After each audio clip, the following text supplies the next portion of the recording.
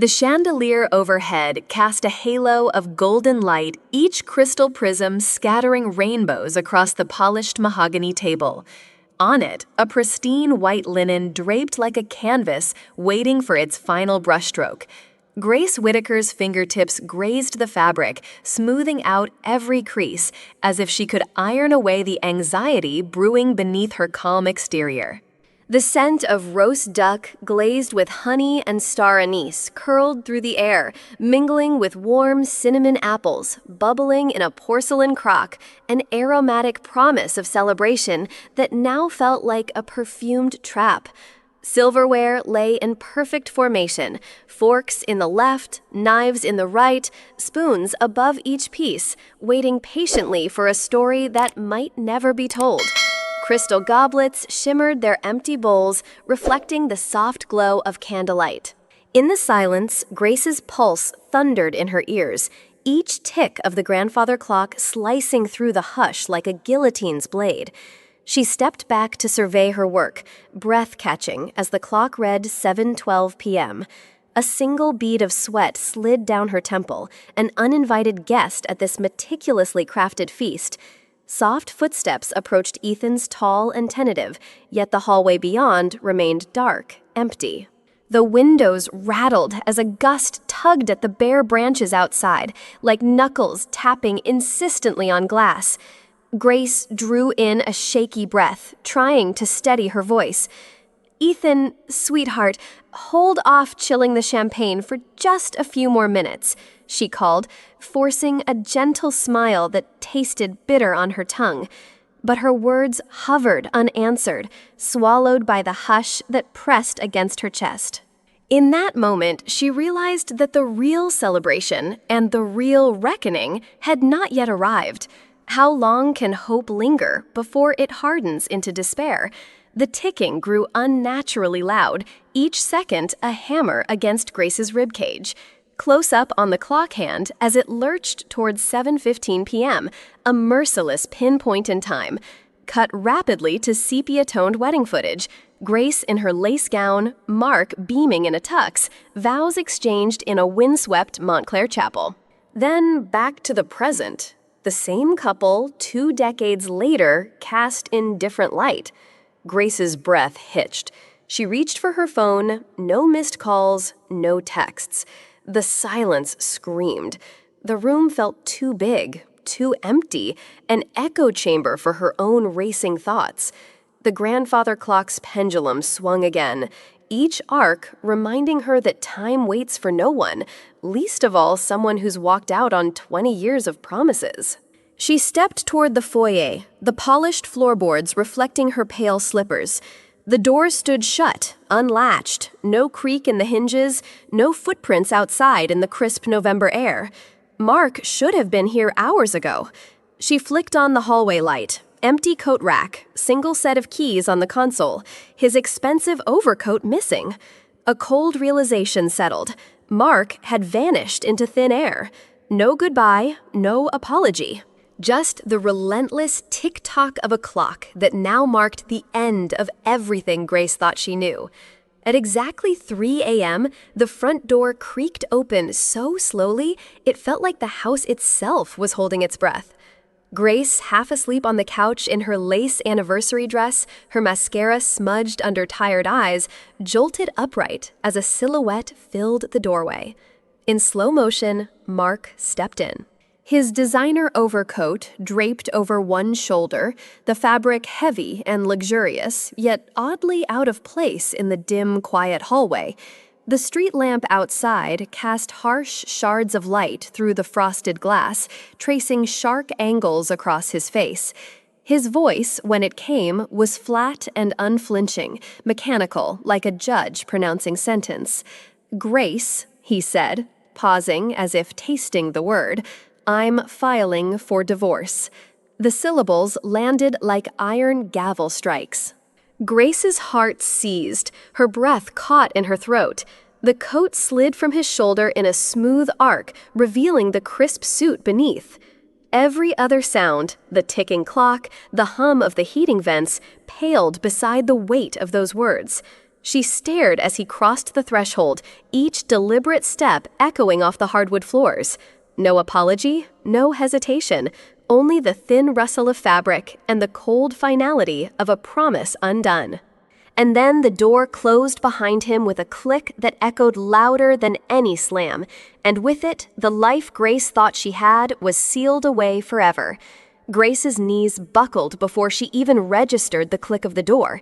The world spun off its axis. Chandelier lights melted into blurs. The grandfather clock's pendulum became a pendulum thunder, and her anniversary dress felt as heavy as iron shackles. She slid to the floor, back against the wall, heart pounding in her ears like a war drum. Tears stung her eyes, but she fought them back, couldn't let herself break here, not yet. Her vision tunneled to the spot where Mark had stood, the echoes of his footsteps still vibrating through the hardwood. The silence that followed was deafening, a vacuum swallowing every sound. Grace's breath came in ragged gasps, each inhale sharper than the last. She pressed a trembling hand to her chest, feeling the thunderous hollow left by betrayal. Above her, the light fixture swung slightly, as if in sympathy, casting long shadows that danced across the walls, a grotesque ballet of grief and rage. In that moment, Grace Whitaker was suspended between two worlds, the life she had meticulously built and the abyss yawning beneath her feet. Fade to black. What would you do if the one you trusted most smiled over the ashes of your own marriage? Dawn's first light seeped through the curtains, yet the grandfather clock in the corner still echoed its relentless march. Tick-tock, tick-tock.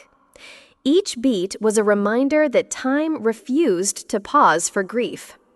Grace Whitaker remained motionless on the sofa, wrapped in last night's lace dress that now felt like a shroud.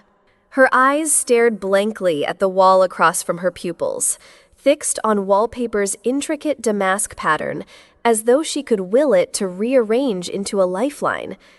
Every once in a while she blinked, and the world jolted back into focus, only for her to sink again into a trance so deep her limbs felt as heavy as marble. Friends' voices floated in from the phone's voicemail. Claire's frantic, "Grace, please pick up." Sophie's anxious, "Mom, did you sleep?" And Ethan's shaky, "Mom, it's time for breakfast." But each message slipped through her numbness, unheard and unanswered. Time was supposed to heal, but in these early hours, it did the opposite. It froze her in place, an alabaster statue carved by betrayal. Her heart still pounded, but it felt distant, as if her body were a museum exhibit of sorrow, admired by no one. She barely registered the sunlight growing stronger, the clock's pendulum swinging on. In that motionless dawn, Grace was neither asleep nor awake. She was something in between, suspended by seconds that refused to let her fall or move on. Morning light filtered through half-drawn blinds as Sophie and Ethan entered the living room. Both wore pajama tops with worried eyes that betrayed their attempt at normalcy.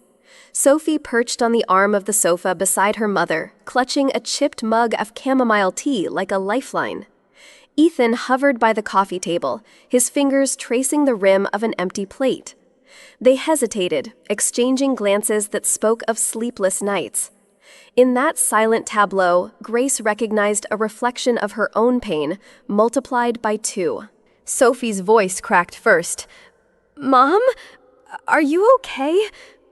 The single question carried the weight of a child forced too soon into adult grief. Ethan's response was a soft clearing of throat, as if he needed courage collateral to speak. Grace swallowed hard, forcing a gentle smile she didn't feel. I'm here," she managed, voice brittle. Sophie's shoulders trembled as she reached for her mother's hand. "We're okay, right? We'll be okay." Ethan slid onto the floor in front of her, pulling out 2 mismatched cereal bowls.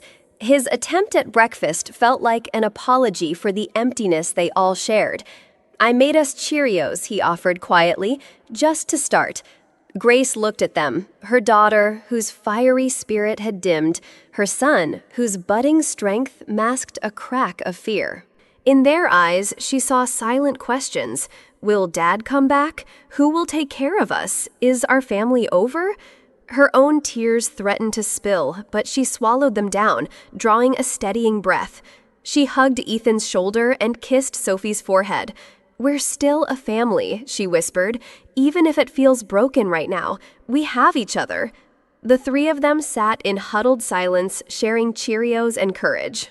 In that fragile moment, Grace realized her children were not only witnesses to her collapse, they were anchors pulling her back from the edge. Their tears were hers, doubled, but so was their love, an unspoken promise that no matter how deep the wound, they would heal it together.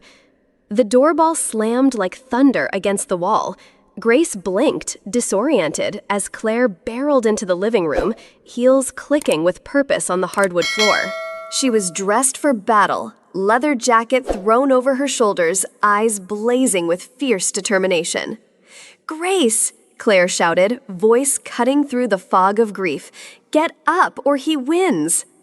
Grace barely registered the words. She remained slumped on the sofa, gaze vacant.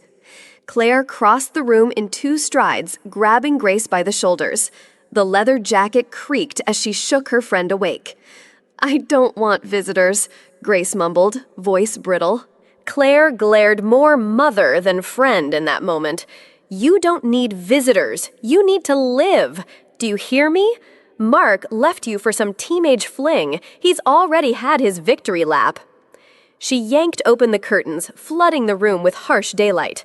Dust motes danced in the beams, exposing years of neglect, unwashed dishes, discarded clothing, memories turned to clutter. "Look at this mess," Claire barked. "Not one gift for the woman of the house, and you're rotting away in a stained dress." She ripped off Grace's lace dress and tossed it aside, exposing a simple tank top and leggings Grace had slept in. Grace flinched but didn't pull away. Claire's hands moved like a whirlwind, clearing plates, stacking mail, folding the discarded lace into a neat pile. "You are not your dress," she hissed. "You are not his trophy. You are Grace Whitaker, designer, mother, survivor." Finally, Claire grabbed Grace's chin, forcing her to meet that fierce gaze. "Get up, shower, eat, then we start fighting back. Do you want him to think he erased you? Because if you stay on that couch, he already did." Grace's eyes glistened. The first spark of rebellion flared in her chest. She nodded once, sharply. Claire released her and moved to the bathroom door.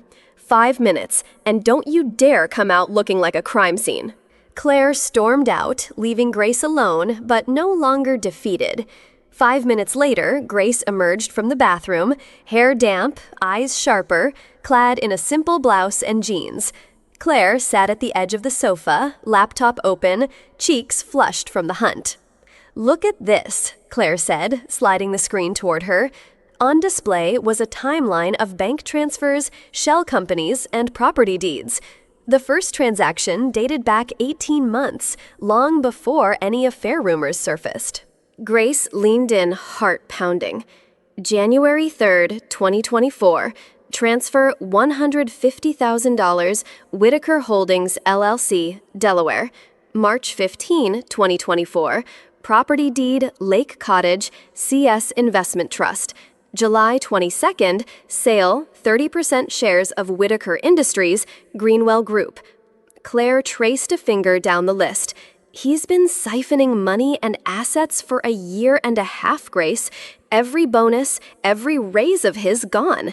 He set up shell companies, transferred deeds, sold shares, all without you knowing." Grace's vision swam. The betrayal wasn't sudden. It was premeditated. "He planned this," she whispered, voice trembling, "long before he set eyes on Tiffany." Claire closed the laptop with a decisive snap. "That means he's been erasing you from your own life for months. But it also means we have proof. We can use this in court, freeze those companies, trace the money back, and reclaim what's yours." Grace swallowed. The weight of 18 months of lies pressed down on her chest, but beneath it stirred something else, resolve. "He thought he could bury me," Grace said, eyes burning, "but he just gave me the map to dig myself out." On a cluttered shelf in the corner of Grace's bedroom stood an oak trunk she hadn't opened in years. Claire nudged it free, lid creaking as it revealed layers of forgotten papers. At the very bottom, wrapped in yellowed tissue, lay Grace's old sketchbook, its binding frayed cover mottled with age. The camera would linger in an extreme close-up, Grace's fingertip brushing away a light film of dust, revealing pencil strokes that wavered yet held fierce intent, silhouettes of gowns, intricate lace patterns, and bold fabric swatches scrawled in the margins. A single page showed a sketch titled Phoenix Rising, the wings of a dress half-formed, lines trembling with emotion. Grace's breath caught as she traced the trembling lines. These were not just designs, they were echoes of a younger woman's passion and promise. The graphite glittered under the light, each smudge a testimony to late-night reveries and hurried inspirations. Claire's voice broke the hush. "You used to dream big, Grace. It's time to paint that fire back into your life." Grace closed the book slowly, determination flickering in her eyes. The past had given her the blueprint. Now she just had to follow it. Grace settled on the edge of her bed, sketchbook open in her lap when her phone buzzed. Caller ID, Julian West, a name she hadn't seen in decades. Heart racing, she answered. "Grace? Julian. Julian! Grace Whitaker! It's been too long." His voice carried the same confidence she remembered from design school, a calm assurance that made her feel seen. "I saw some of your old work," he continued. "Claire sent me photos." "You still have that spark." Grace's pulse quickened. I don't know if I can pick it up again." Julian's laugh was gentle but firm. "Of course you can. Talent like yours doesn't rust overnight. I'm in Manhattan now running my atelier. We could use someone with your eye." Silence stretched as Grace fought self-doubt. Then she closed her sketchbook and sat up straight. "Tell me where and when." He gave her the address and time for the next day. "Bring that spark," he said. "I'll handle the rest." As she hung up, Grace felt a flicker of hope. The past had reached out to pull her forward. Julian was a lifeline she hadn't realized she needed. The next afternoon, Grace stood outside Julian's sleek Madison Avenue atelier. Sunlight glinted off the glass facade as she pushed through the door and stepped into a world of bolts of fabric, mannequins, and humming sewing machines. Julian greeted her in the showroom, a warm smile, tailored suit, and led her past racks of in-progress gowns into a small fitting room. He held up a needle threaded with fine silk thread. "Grace," he said, voice steady, "do you even remember how to thread a needle?" Grace blinked, surprised by the blunt challenge. Then she stepped forward, took the needle between her fingers, and guided the thread through the eye in one fluid motion. Julian nodded approvingly. "Good. Now let's see if you remember how to bring a design to life." Without another word, he handed her a half-cut panel of silk and a pair of scissors. Grace's hands trembled for a moment, then settled into a familiar, confident rhythm as she trimmed and pinned, her eyes alight with purpose. Within minutes, she'd shaped the panel into a perfect dart. Julian watched over her shoulder. "Still got it," he murmured. "Welcome back, Grace." Grace sits at a long work table under a single desk lamp, fabric swatches spread around her like shards of memory. She threads a needle again, this time with silver thread that glints against her shaking hands. As the first stitch pulls tight, the camera cuts to close-ups of tiny tears in silk, a ripped seam here, a frayed hem there. Each puncture of the needle mends both cloth and heart. Quick cuts follow Grace's face streaked with tears, lipstick smudged as her jaw clenches in concentration. A ruler pressed firmly against fabric as she measures a fresh panel, her fingers knotting thread, hands trembling but resolute. A heartbeat sound merging with the thump-thump of her stitches. Then a broader shot where she stands, her back straight, sewing machine humming as she guides the fabric steadily. Sweat beads at her hairline, but with each pass, the garment transforms. Rips vanish, fabric lies smooth, new seams gleam like battle scars, refined into art. Intercut with memory flashes, Mark's cold gaze, the slammed door, Sophie and Ethan's concerned faces. Claire's fierce command, get up or he wins.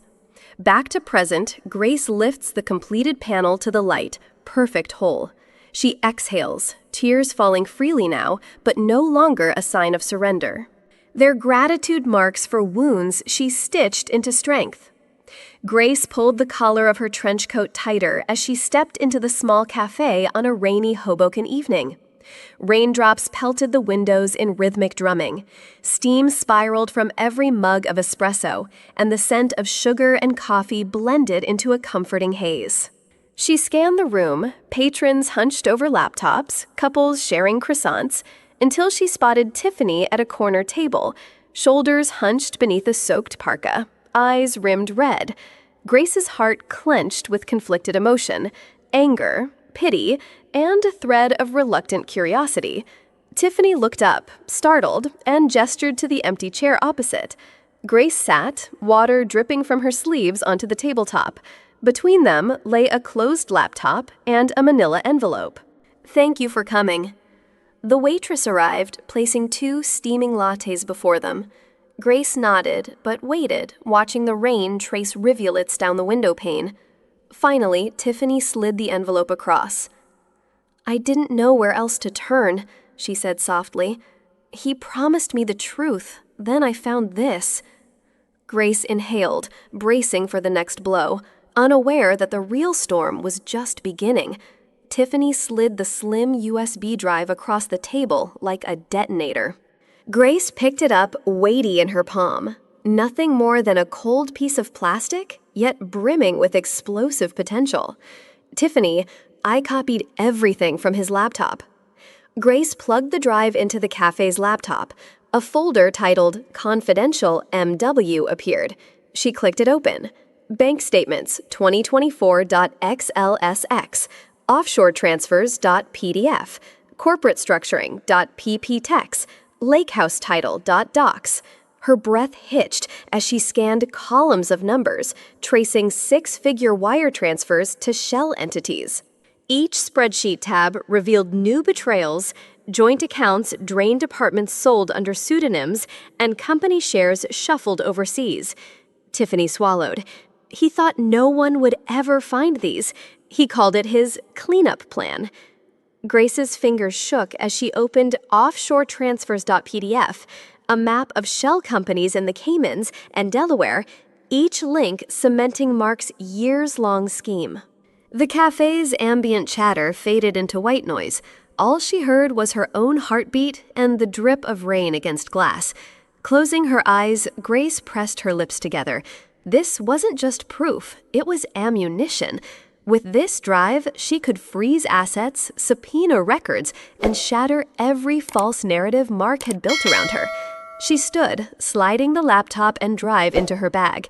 Tiffany looked up, hope and fear mingling in her eyes. Grace met her gaze. "Thank you," she said quietly. "This isn't just about justice. It's about reclaiming my life." Grace sank back into her chair, the USB's weight like lead in her pocket. Tiffany looked down, twisting the edge of her wet coat sleeve. "Tiffany, he told me I was lying, that I made up the pregnancy." Grace's heart lurched. "What do you mean?" Tiffany's eyes glistened with unshed tears. "When I told him I was pregnant, he laughed, said it was a fantasy, said I was desperate for money and wanted to trap him. He even showed me emails where he coached me on what to say, how to exaggerate symptoms." Grace closed her eyes, imagining the betrayal. Tiffany swallowed hard. I saw the test. Positive. I showed it to him. He said it was fake." "Grace, he manipulated you." Tiffany nodded, voice breaking. "He got me to doubt myself until I thought I was crazy." She hugged her arms around herself. I was carrying his child, and he made me feel like I was imagining every kick, every morning sickness. Grace felt a surge of protectiveness. She reached across and took Tiffany's hand. Will said it right. This isn't just about money, it's about the truth you deserve. Tiffany met her gaze, relief and determination mingling. The betrayal ran deeper than Grace knew, but now they both held the weapons to bring it into the light. Grace's fingers tightened around the USB and envelope like a general seizing command. The cafe's ambient chatter faded as a low, rapid drumbeat swelled in her mind, a soundtrack of impending battle. She pressed her palms to the table, eyes blazing. Grace, all right, let's fire away. She pushed both the drive and the envelope toward Tiffany. These go straight to my lawyer. Every transfer, every lie exposed. Tiffany's eyes widened as the drums in Grace's head became a triumphant crescendo. Grace rose from her chair, coat slung over one arm, posture unbreakable. Outside, the rain intensified, each drop a percussion hit marking her resolve. Grace stepped into the storm, evidence clutched like ammunition. No more waiting, no more hiding. SFX and music cue transition from cafe ambience to pulsing orchestral strings and driving percussion. Her war theme begins. Grace, Phase 1, expose him. Phase 2, take it all back. The cafe door closed behind her with determination, the storm outside echoing the battle she was about to wage. Grace sat across from Daniel Miller in his wood-paneled office. The city's late afternoon light slanted through Venetian blinds, striping the desk with bars of gold and shadow. Daniel pushed a folder toward her, his steely gaze locking onto hers. Daniel, Grace, we need to file an emergency motion to freeze Mark's assets within the next 48 hours. If we don't act now, he'll move the money again, offshore into new shell companies. He tapped the folder, which bulged with bank statements, corporate filings, and the USB evidence. This drive gives us everything: transfers to Delaware LLCs, Cayman accounts, property deeds. We present this to the court and they can issue a freeze order. No withdrawals, no sales, no transfers. Grace's heart pounded, but now with purpose, not panic. She nodded. Grace, do it. Let's lock it down. Daniel slid the folder back. I'm drafting the motion tonight. I'll personally deliver it to the clerk's office by first light. Then we wait for the judge. She's strict but fair. Expect an interim freeze order within 24 hours of filing. Grace exhaled relief, mingling with anticipation. The first blow had been struck. Daniel, this is the turning point, Grace. From here, we hit him at his weakest, his wallet. Outside the city's hum seemed to roar approval. Grace stood stronger than she had been in weeks. The battle had entered the courtroom, and she was ready. Grace stepped into the courtroom just after 9 a.m. The chamber was hushed sunlight, slicing through tall windows onto polished oak benches. At the plaintiff's table sat Daniel Miller, papers meticulously organized. At the defense table, Mark loomed, flanked by 3 sharply dressed attorneys, each exuding quiet confidence. The bailiff called the case. The judge entered, gown sweeping the floor, and took her seat at the bench. Judge, we are here on an emergency motion to freeze assets. Counsel, you may proceed. Daniel stood and presented Grace's evidence, USB logs, bank statements, and transfer sheets. He spoke crisply, pointing to each figure. Across the aisle, Mark's lead attorney rose. He attempted to cast doubt, claiming the transfers were routine, estate planning, and that Grace had no standing to challenge them. His 2 junior lawyers nodded in unison, shuffling papers behind his back. Grace sat rigid, heart hammering, but forced herself to breathe. When Daniel concluded, the judge turned to Grace. Judge, Ms. Whitaker, you may briefly address the court. Grace rose. Every eye in the gallery turned to her. She took a steadying breath and spoke, voice clear. Your Honor, these funds were hidden without my knowledge over 18 months long, before any marital issues surfaced. If they're not frozen now, he will scatter them beyond reach. I ask for protection, not revenge." A hush fell. Even the attorneys paused. Mark shifted in his seat, his expression unreadable. The judge reviewed the exhibits, then tapped her gavel. "Judge, motion granted. All assets listed are to be frozen until further order. Counsel will submit a full accounting by next week." Grace exhaled, a tremor of relief and triumph. She had walked into that room alone, but would not leave defeated. After the judge's gavel fell, Daniel connected the USB drive to the court's secure terminal. The screen flashed folders, but the one labeled Offshore Transfers PDF drew immediate attention. He clicked it open, and the courtroom large-screen monitor illuminated with a schematic flowchart of corporate webs sprawling across the Caribbean and Delaware. M.W. Cayman Holdings, LLC, a shell entity in the Cayman Islands. Whitaker Holdings, LLC, registered in Delaware with no physical office on record. CS Investment Trust, the title holder of the lake cottage, but traceable only through a nominee director.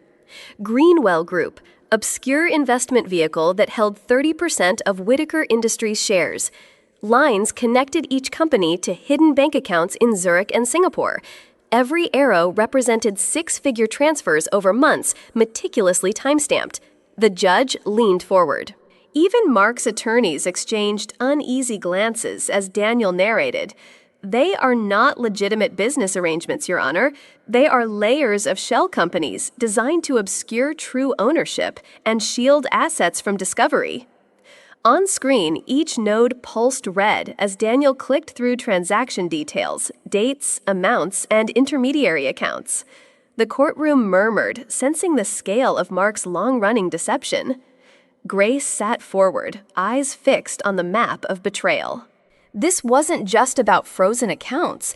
It was proof of years of calculated erasure.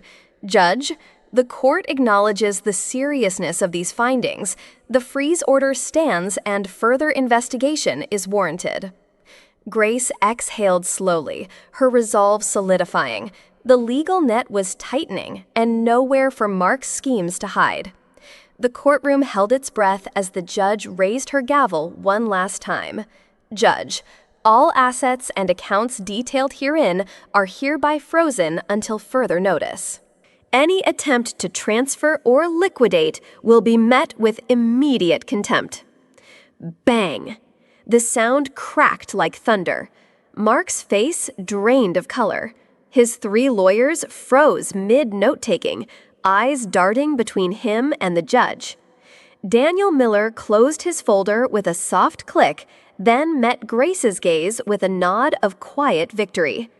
Mark opened his mouth, then closed it, as if searching for words that wouldn't come. His suit jacket felt suddenly heavy. The polished courtroom floorboards gleamed beneath his feet, mocking the ground that no longer felt secure. A murmur rippled through the gallery, reporters clicking cameras, spectators gasping. The bailiff approached Mark's table, slipping a notice of freeze order onto the folder beside him. Mark picked it up with trembling fingers, scanning the bold header, "Order to maintain and preserve assets." Across the aisle, Grace sat tall. Her heart still raced, but now with fierce satisfaction. The first major victory was hers. The court had acknowledged her evidence, and Mark's empire was in lockdown. She exhaled slowly, eyes drifting to the courthouse windows where sunlight glanced off steel and glass, symbols of a new beginning. Backstage at the grand venue, lights dim and shadows stretch across racks of gowns. A single spotlight hovers over the ashes and thread banner. Models stand in line, faces serene, while dressers and seamstresses dart around making last-second adjustments. The air pulses with anticipation, like a held breath before a plunge. Grace stands just off stage, heart pounding so loud she can almost hear it over the hum of sewing machines and whispered instructions. Her sketchbook lies open on a folding table, pages marked with her signature phoenix silhouettes. She inhales deeply, tasting the mingled scents of silk, starch, and hairspray. A dresser straightens her jacket. A makeup artist dusts off stray powder. Each touch electrifies her nerves, a reminder that every detail, from a perfectly placed pleat to the model's confident walk, depends on her. A stagehand signals 2 minutes. Grace's throat goes dry.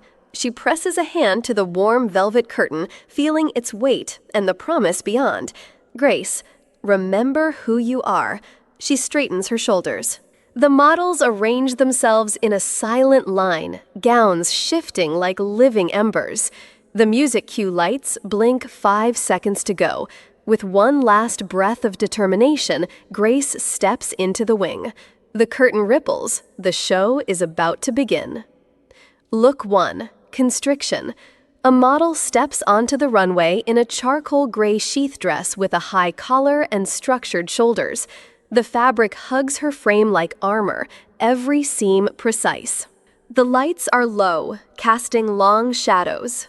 Her movement is deliberate, each step weighted, embodying the pressure of silence and sacrifice. Look 2. The next emerges in a deep navy gown, the bodice slashed with asymmetrical cutouts that reveal glimpses of skin. A single silver thread snakes through the rips, hinting at resilience beneath the break. Spotlights flicker, echoing emotion's uneven pulse. Look 3. Ember Glow. A burnt orange silk midi dress with hand-painted moth motifs follows. The fabric's sheen mimics smoldering embers. The skirt sways as though waking from ashes. Soft uplighting warms the stage, marking the first flicker of hope. Look 4. Reassembly. A charcoal and copper patchwork blazer and skirt appear next. The patches are meticulously stitched, mismatched fabrics held together by bold top stitching. It's a garment of repair, a visual testament to strength in mending. Look 5. Dawn's Promise. A pastel gold tea-length dress with graduated pleats emerges under gentle white light. The pleats loosen toward the hem, the skirt rippling like early morning light across water.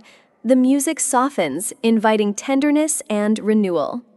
Look 6. Purity Reinvented. Finally, a floor-sweeping white gown with asymmetrical overlays and a subtle silver lace underlay glides down the runway. It catches every beam of light, throwing back glittering patterns, a phoenix reborn. The model pauses center stage, backlit to create a radiant silhouette. Applause erupts as Grace steps out to take her bow. The final model exits and the lights dim for a beat. Then Grace emerges from the wings in a tailored ivory blazer over a flowing white gown, the culmination of her ashes and threads journey. Camera direction. Begin a slow, deliberate zoom from a wide shot of the stage to a medium close-up on Grace's determined face. Capture the subtle catch of emotion in her eyes, the confident set of her shoulders, and the soft rustle of fabric with each step. As she walks, the first hesitant clap breaks the hush, then hundreds more join in, building into a roaring wave of applause. Microphones pick up the swell, the audience's hands striking in unison, rising from polite recognition to ovation. Grace's pace never falters. She holds her chin high, letting the sound wash over her. At center stage, she pauses. The applause peaks, hands slapping, feet stomping. The camera circles slowly, capturing every angle of her triumphant silhouette bathed in light. Then a gentle pullback to full stage reveals every face turned toward her in admiration. Grace closes her eyes for a moment, breathing in the victory that is both personal and universal. She raises her arms once an unspoken thank you, and the auditorium erupts again, a tsunami of sound carrying her into a new chapter. In the front row of the VIP section, Mark sits rigid, shoulders hunched as if bracing for impact. The camera cuts to his face, lips parted, eyes wide, color drained to ash. He watches Grace move across the runway, the realization dawning. Voiceover. Grace's. For 20 years, you looked at me, or at least you thought you did, but tonight, you're seeing me for the first time. Mark's jaw tightens. His polished world unravels in that shared moment of recognition. The applause around him swells, but all he hears is the echo of every ignored promise and every silenced dream. On stage, Grace's silhouette glows against the backdrop of lights. She pauses, meeting his gaze directly. No fear, only quiet triumph. In her eyes, he finally understands the woman he thought was just a housewife is the phoenix he never learned to see. Grace sat across from Daniel Miller one last time in his office. The divorce papers lay neatly before her, red ribbon binding the packet. Daniel slid the final agreement across the desk. Asset division. 50% of all marital assets returned to Grace Whitaker. Spousal support. Retroactive alimony paid in full. Custody and freedom. Sole custody of Sophie and Ethan. Mark relinquishes any claim to Grace's personal and professional autonomy. Non-disparagement. Both parties agree to cease any public commentary about the other. Daniel looked up, eyes bright. This is it, Grace. Half the assets plus your full independence. He can't control or encumber you anymore. Grace's fingers trembled as she signed each page. With the final signature, she was no longer tethered to Mark's schemes. She closed the folder and stood a weight lifting from her shoulders. Grace, I'm mine again. Daniel extended his hand. Grace shook it firmly, a silent thank you. Outside the window, sunlight shifted across the skyline, a new day embodied. She left the office with her head held high, freedom in her stride, and half an empire in her name. Grace stepped into the bright, sunlit studio on Madison Avenue, the glass front doors emblazoned with Whitaker Atelier. Julian West greeted her with a warm embrace and a proud smile. Behind them, hushed chatter as interns organized fabric swatches and sketches lined the walls. Julian, welcome home, Grace. Ready to build your legacy? Grace ran her hand along a bolt of ivory silk. More than ever. Sophie emerged from the cutting table, tablet in hand, eyes bright with excitement. She'd swapped her sketchbook for digital renderings, and Grace couldn't be prouder. Grace, think you're ready to show me your color palette for the new collection? Sophie grinned and tapped her tablet. I've got jewel tones inspired by your Phoenix Rising sketch. Julian watched them, satisfaction in his eyes. Look at you two, mother and daughter leading a fashion revolution. Grace glanced at Sophie, emotion welling. We're a team. Across the studio, models fitting, seamstresses sewing, and Grace realized this space was more than a business. It was her rebirth. With her daughter by her side and Julian's mentorship, Whitaker Atelier would become synonymous with resilience and artistry. Sunlit arches and pastel florals framed the garden pavilion where Ethan stood waiting at the altar.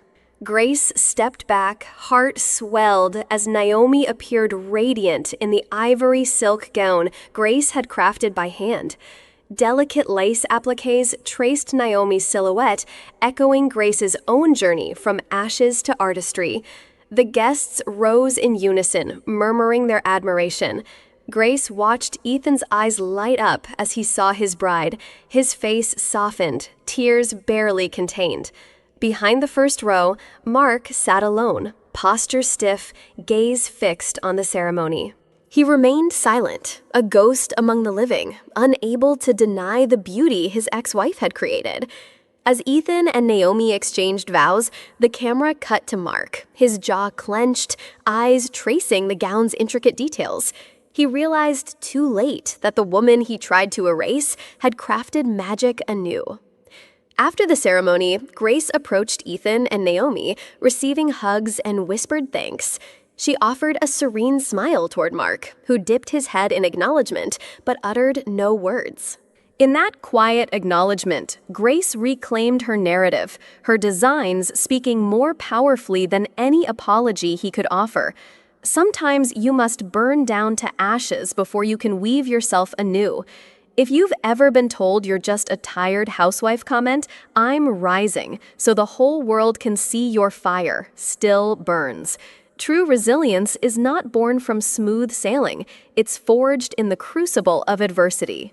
When life strips you down and leaves you in ashes, you have two choices remain: scattered by the wind, or gather those embers and rebuild something stronger, more authentic, and more beautiful than what existed before.